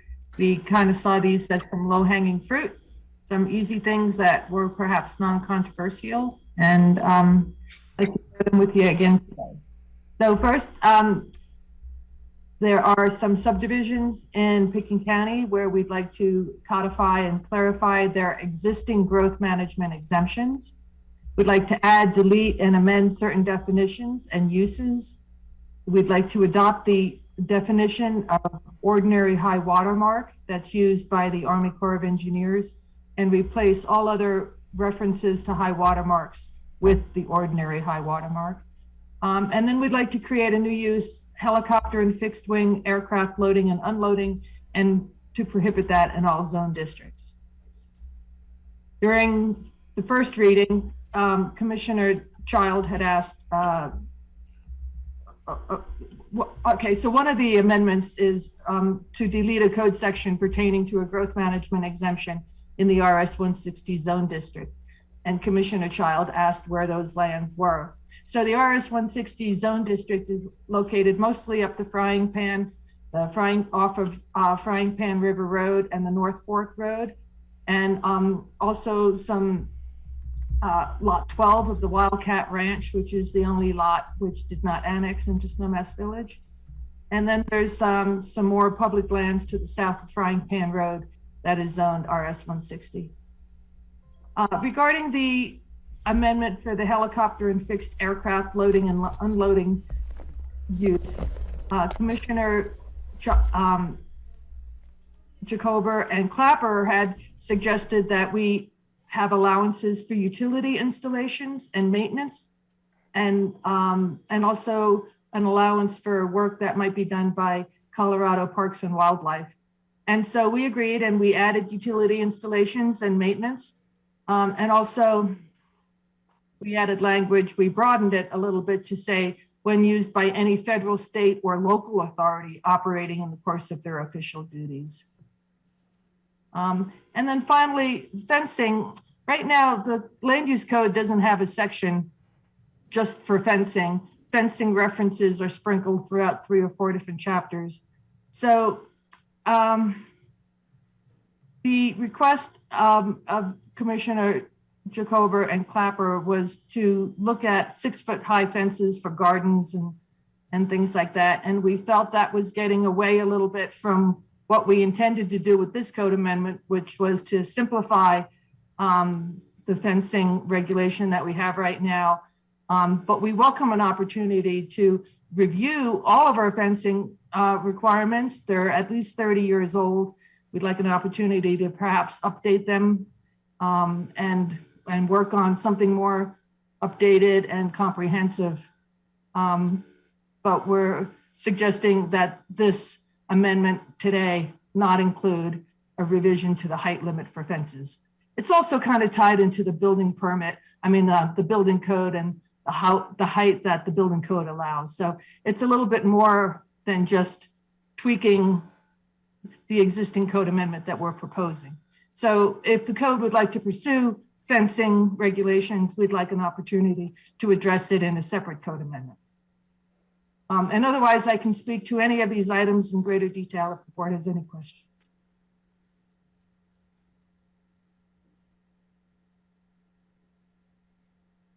Are there any questions for Joanna from the board? Yeah, Francie? Greg? Yeah, thank you. Yeah, just getting back to my earlier comments just about the helicopter fixed wing.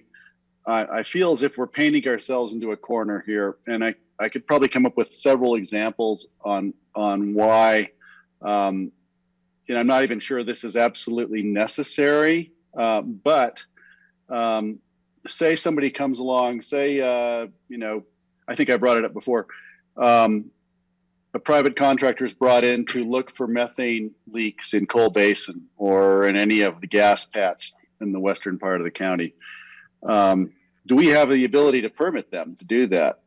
If a film crew wanted to come in and film, say, a World Cup ski race, or the Aspen Skiing Company had a plan to do some filming of, you know, their next promotional film, or a TV commercial company wanted to land in the T-Lazy 7 meadow, as they've done for several decades whenever making a commercial or a film.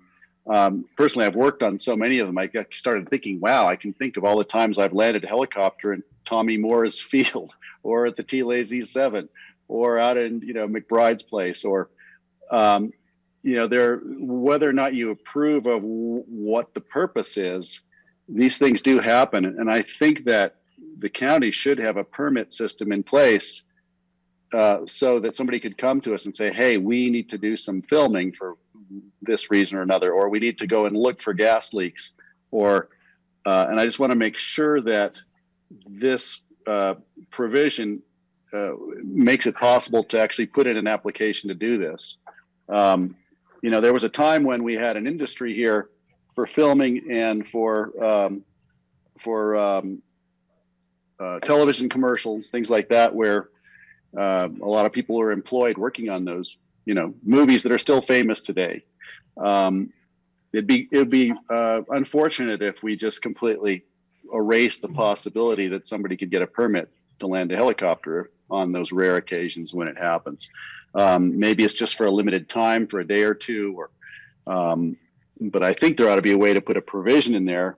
Otherwise, it seems that we're abdicating any authority to the state or the feds or DOW, but we couldn't do anything ourselves. So I'm sorry to call this up now, but it actually took this long for me to start remembering all the times when helicopters have been very useful, whether it's search and rescue or as described earlier.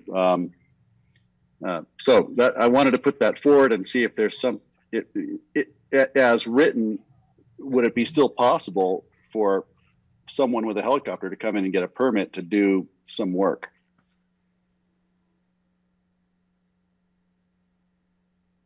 Suzanne, did you want to respond to that? Yeah, thanks, Francie. So a couple of thoughts, Greg. There's very specific language in the code for filming, motion picture filming and still photo shoots that specifically states a helicopter shall not be used for filming unless the permit application has been referred to the BOCC, which may authorize the use at their discretion, considering the following: whether the use will result in a clear and demonstrable marketing benefit to the community, the helicopter will be used for a live broadcast, the applicant shall demonstrate the helicopter will not cause detrimental impacts to wildlife, and safety concerns shall be adequately addressed. So that was intended to address, I think, when the bike race came over Independence Pass. I mean, there was a request there. Not anything we administratively wanted to, approve. That went, definitely went up to the BOCC. So those are the kind of things we're accommodating here. The idea of, helicopters landing for basic, shooting commercials at T-Lazy 7 and Tommy Moore's, I think is something we didn't think we wanted to encourage or allow. And usually these filming people, if they ask for a permit, show up about 5 days prior to try and run a permit through us, which I understand their time frame and we do our best to work with them on that. But, this language basically is saying we're not allowing, a helicopter for that use, that kind of a, temporary photo shoot sort of a deal. So this obviously came out of a conversation and a code amendment that, came a number of years ago, to the BOCC. Yeah, it's unfortunate.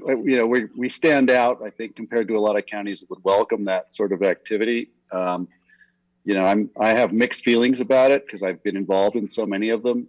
It would be nice to have a way to have an ombudsman who could help get the permits for the crews. Of course, it's nicer when they come in weeks in advance rather than days. I'm just wondering if there's a way to streamline this so we don't preclude it altogether. And as we see other uses now, that the helicopter, a lot of the helicopter uses have been taken by drones now, so it's a drone thing more than a helicopter, and that's great. It just eliminates the cost and the safety issues of helicopters to have a drone get the same shots. But I also know the technologies with, say, the FLIR cameras that are reading infrared and looking for methane leaks, for instance.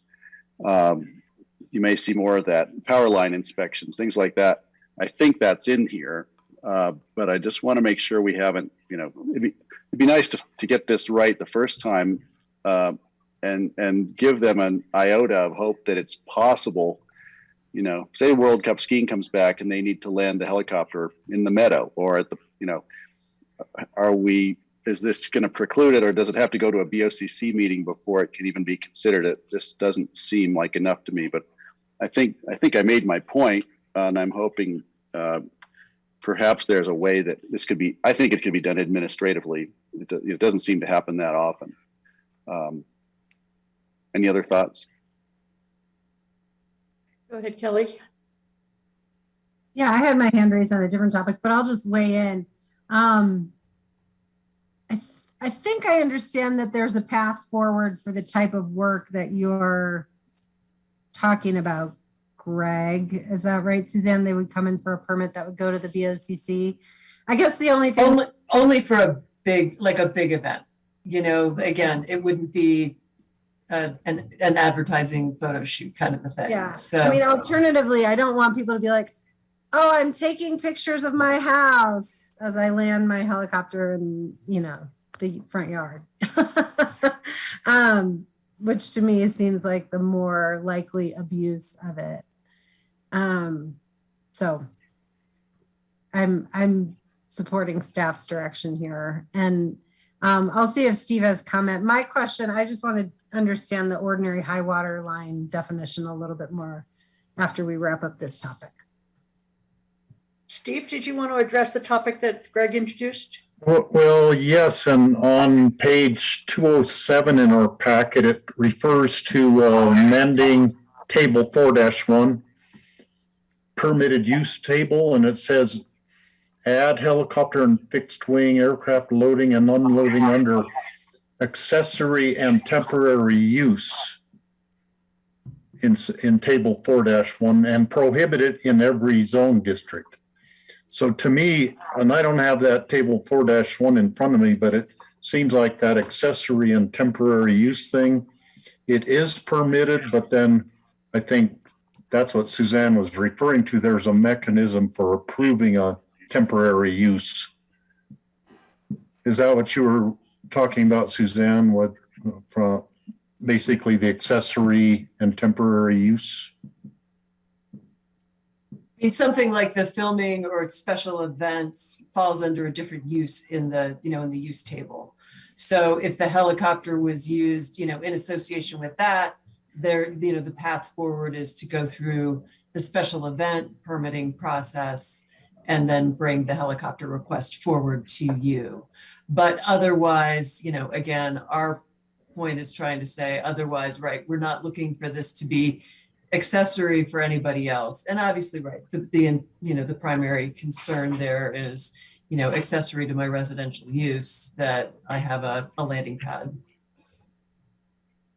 God, I think I'm comfortable with that now. Thank you for that. I was just trying to wrap my head around, what was still possible. And it sounds as if the special event permit would cover that. And if that's correct, then I think we can leave it alone. I did have one other question about the landing strip issue. If I could do that, then we'll go to Kelly, then we'll come back to my other topic.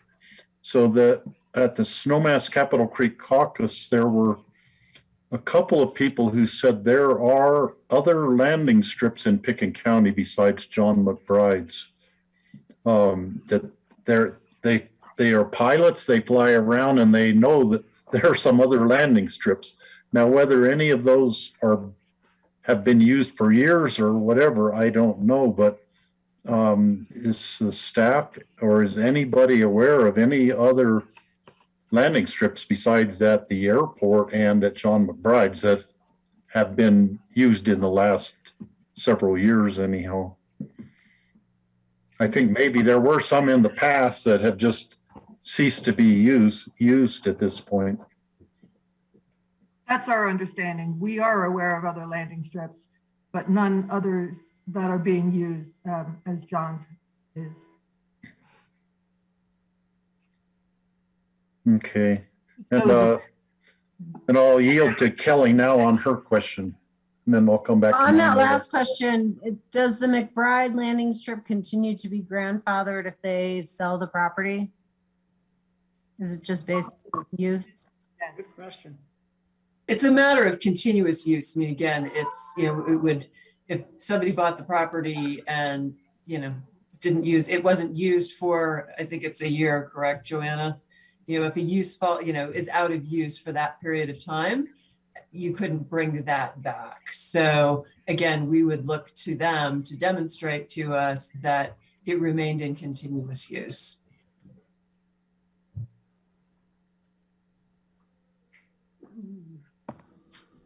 Okay. Hard to imagine that property changing hands, but okay. So my question, I just would like to understand the use of the ordinary high water line definition a little bit more. And I guess the way I'm thinking about it is, you know, our prior definition sort of had a time-bound nature to it for which to compare conditions before and after. And this one is just a little more unclear to me. So I don't know how practically this gets applied. So, you know, if we're looking at, you know, where you kind of see the line, oh, excuse you, for a stream, then, you know, when, like, how long does that take to change? You know, are we something that this line can be moving from year to year? Because to me, that just wonders, like, if we go through a series of years where the water line mark goes down and then there's some disruption in that buffer, and then it goes back up then another couple of years, and so now the activity is within the buffer, you know, how should we be thinking about this? And is this for perennial waters or ephemeral waters? Just help me understand this a little bit, please. I'll try. I see Joanna's face. So I think first is just to say that we're trying to use the definition that is used in, you know, is the standard definition used by the Army Corps of Engineers. So, I mean, in our world, if somebody, I mean, this is used to determine our 100-foot stream setback. You know, you have to be 100 feet from the high water mark or the ordinary high water mark. But this is the definition that an ecologist would use, or, you know, a riparian specialist or something, to make that determination of what is that line from which we then draw our 100-foot setback. Unfortunately, Joanna and I probably have limited expertise in explaining to you, what does that mean over time and fluctuations and how does that play in? But our intent was to basically use the industry standard definition. So we're all working off of the same language. You know, I think, we've had questions about the, you know, how do you understand that average recurrence interval of 10 years in the old definition? And I don't think any of us on staff were, you know, qualified to answer that. Actually, Catherine Christoph probably was when she was still with us. But unfortunately, right, we don't have that expertise on staff. And so again, this is just an effort to try and standardize. And again, for us, that's then a definition when we say, oh, you know, looks like, you know, you need to demonstrate to us that you're outside of your 100-foot stream setback. They have somebody come out and identify where that ordinary high water mark is, so then they can map the 100-foot setback. So I don't know if that helps, but I think mostly my point is we probably don't have the expertise to answer the deeper part of your question. Are you okay with that, Kelly? Should we move on, or Steve? So my other, well, more comment just has to do with the fence rules. at the Snowmass Capitol Creek Caucus meeting, that's mostly what they discussed. They had so many questions and concerns. And so I think I totally agree with the idea to take a separate look at those issues, but I would urge the ComDev to be sure to consult with the caucuses and have a kind of a public input sort of a thing process. And I think maybe it's more an education issue with you educating the members of the caucus what the rules are and what the proposed changes are. But then also I think there are some, I mean, just between Francie and I, we came up with some ideas, I think, of things that need to be considered in that going forward. So look forward to that process to look at the fence rules for sure, and be sure to include at least the Snowmass Capitol Creek Caucus and probably the Emma Caucus are the two big ag areas where there seem to be people have raised issues. Thank you. Kelly? Yeah, can I just have a little clarification? Because my takeaway from the last meeting was that the fencing applied to agricultural activity, whereas when I read the language again, it read to me as if like an agricultural parcel. And I don't think I need to, I mean, there's a distinction there between an entire parcel versus like where the ag activity is located. So right now, the allowances for parcels that are assessed as agricultural by the assessor's office, but there's no limitation or further restriction within like where they would be allowed fencing or how they should fence. It's pretty much open season on fencing on those agriculturally assessed parcels. So right now, we're not looking at reining that in. We're looking at requiring permits for all fences that are not wildlife friendly so that we can assess if they're appropriate in the area. Again, maintaining the agricultural parcels. So you could have a smaller land mass that's actually being used agricultural, but the entire parcel could be fenced. Unfortunately, that's correct. That would be one of the things we'd look at in the future amendment. Hopefully with an ag advisory board. Thank you. Thank you. Are there any further questions for Suzanne or Joanna? Well, then we'll open this for public comment and give people about a minute to call in.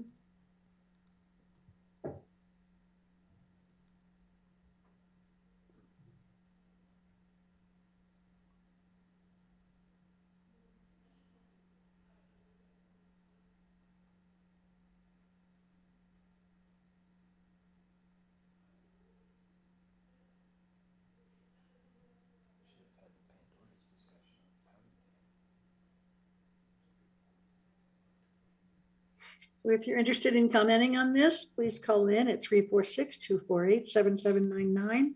Otherwise, I'm going to close the public comment and come back to the board for any further discussion. And I'm going to look for a motion for ordinance approving amendments to 2006 Pitkin County Land Use Code, Title 8 of the Pitkin County Code, specifically related to GMQS exemptions, definitions, and uses. I will make that motion to approve the ordinance. You are mute. I think I might be frozen. Okay. I'll second it. Okay, so we have a motion from Steve and a second from Greg. Any other discussion? All those in favor, please say aye. Aye. Aye. Aye. Aye. The ordinance passes 4-0. Thank you, Joanna and Suzanne. Thank so you. Nice to see you, Joanna. I know that everybody who's built a house in the county is so familiar with you but you must not remember everybody else as well as they remember you. I remember you too, Francie. Okay, we are at open discussion. John, or anybody on the board, do you have any open discussion for us this afternoon? Just one thing for the board. We did have one of our candidates for the clerk position drop out, so we have 3 that we'll be interviewing, and we'll adjust the time. I think I'd encourage you to go at 9:30 to give yourself some time. We'll go ahead and push that back to 10, and you'll have some time between interviews now. Who dropped out? Linda Manning.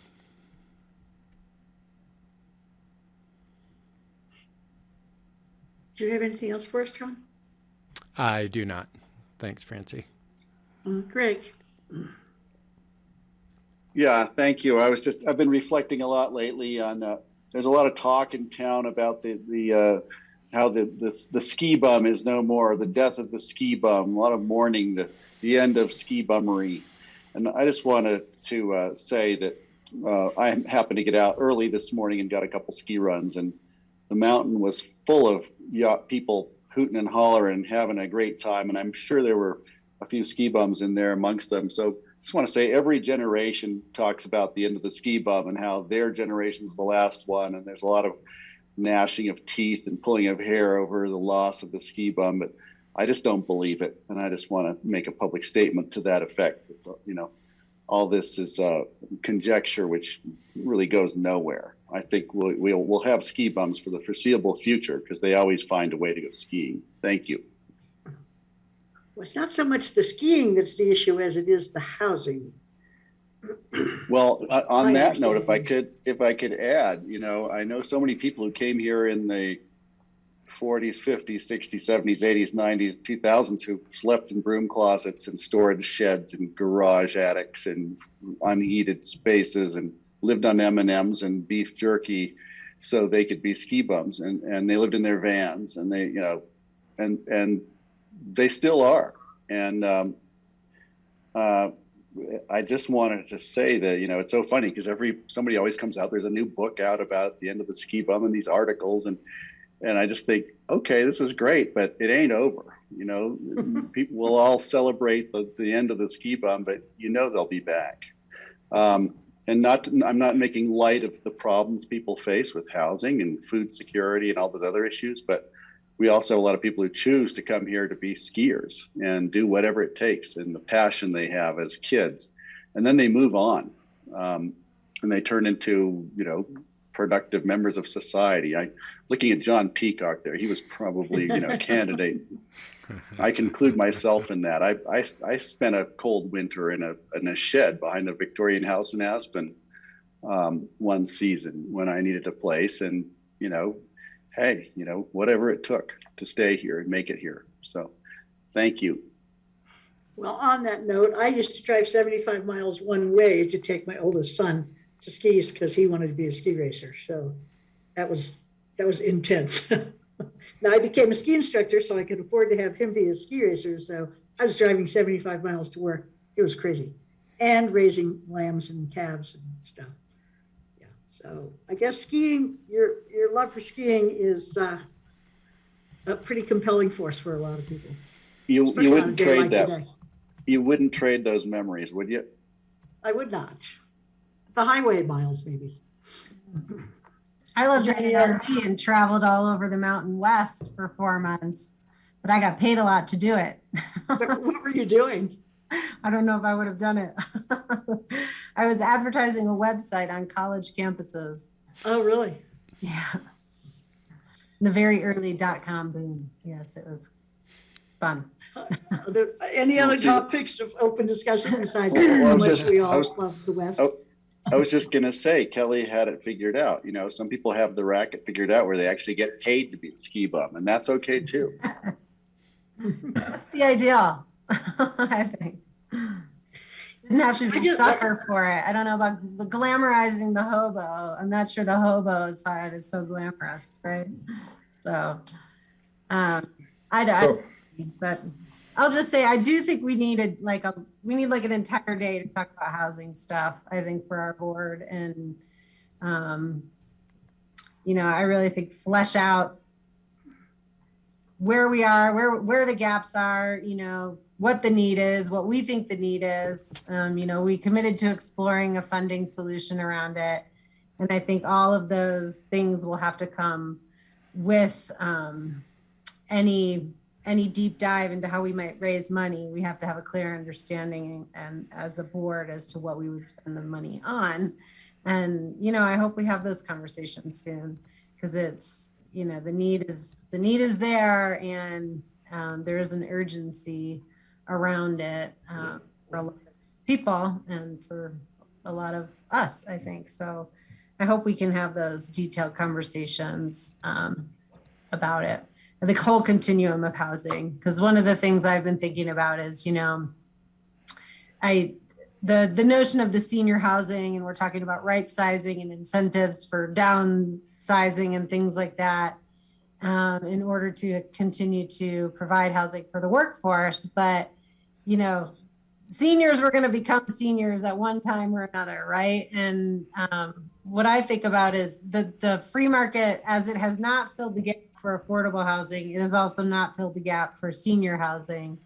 And so I think we would still be in a position as, a community and a government to be talking about, well, how do we, if we planned to kick everybody out on retirement, then how would we solve that housing crisis? We would instead have a senior housing crisis instead of a workforce housing crisis. And so we're coming to a time where those two are both coming to head and the problems are apparent. And I think in either path, we probably require public solutions to them. And so, we need to sort of, I think, figure out what that continuum looks like and maybe have a plan to fill in those gaps, because they were coming whether we planned for them or not. Yeah, I wanted to speak briefly about the Woody Creek Caucus and what I heard there, as well as other places. This is not just the Woody Creek Caucus by any means, but we have a pretty major NIMBY approach to affordable housing. And Kelly addressed it at the caucus meeting a little bit when she talked about Burlingame. And before Burlingame was there, it was a different place and nobody wanted to see apartment buildings go there. And as I said to people at the Woody Creek Caucus, I wouldn't be thrilled if there were big apartment buildings built on Prince Creek Road. But I think we have a situation where, in order to be a just community or a just United States, we really need to change our world views of what it means to accept everybody. Because now the people who have don't want to see change because they don't want to lose what they have. And the people who don't have want to see change so that they can have. And so we have people who can't embrace a new world order because it threatens them. And I think that's at stake a lot here in this valley. I mean, all over the world, of course, but especially in power structured communities of wealth. But I think that's sort of underlying things. And I definitely heard at that caucus meeting, and I've heard from other people that this is going to sound really harsh, and I didn't hear this per se at the Woody Creek Caucus by any means, but what I basically hear is, I really want you to come up. I want to have a nanny for my children who's going to teach my children Spanish and mother them when I'm not there and feed them healthy food and take care of them and also clean my house and unload the dishwasher and all that stuff, and then go home to their community down valley. And that I find just so sad. But I'm afraid that's what's going on with the affordable housing conversations to a large degree. So I just want to sort of get that off my chest. It's been bothering me ever since that meeting. Well, I didn't hear that at Woody Creek, but I have heard a story almost identical to that from staff in Pickens County, where people who, someone who lives here part-time has said, I don't know what the problem is. My employees in another state travel 3 hours to work for me every day, and they go home and they deal with it, and that's how they live. So why do I have to pay for affordable housing here in our community? Yeah. But, you know, there is that worldview. I don't think I think our community is broader than that. I think our community plan, I think our, you know, the Aspen community plan, I think our master plan takes a more committed approach to affordable housing, thankfully. Oh, I think so too. Just where affordable housing is going to go is the problem. But I also wanted to add that I was so sad that I wasn't there for Nan's proclamation today. And I felt so guilty, especially when the sun came out for a brief 5 minutes here. I was like, oh my God, I could have gone so easily. But just want you to know that it started snowing again. The snow was blowing sideways and couldn't see anything. So I'm happy to be home, but feeling a little guilty about it. I do think we are a more vital institution when we're together as people rather than just faces on a screen. So I don't know how we're going to work this out. I don't know how it's going to work out just for us and all kinds of people everywhere who are, you know, Zooming instead of meeting in person. So there's a horizontal blizzard up here today also just now. When you said that, I looked out the window. It's like, oh my God, she's right. It's blowing sideways. So yeah. Well, and I hopefully appreciate that, Francie. Yeah. You know, I wouldn't have been able to join if it was an exclusively in-person meeting today. So I am grateful for the. I am too. Yeah. Yeah. And I think it's probably the wisest move for all of us today. But I do think it's something we need to look at with our whole workforces. Where are we working and how effective is that and everything. Anything else from anybody today? Then I'll look for a motion to adjourn. Moved. Second. Okay, the motion by Kelly, seconded by Greg. All those in favor, please say aye. Aye. Aye. Good job, Francie. Thank you. Thanks to Jeanette. She gets all the credit. You wouldn't believe the notes she sent me. It was awesome. She's great. She helped me too. Take care, everyone. All right. Cheers. All right. Bye-bye. Bye.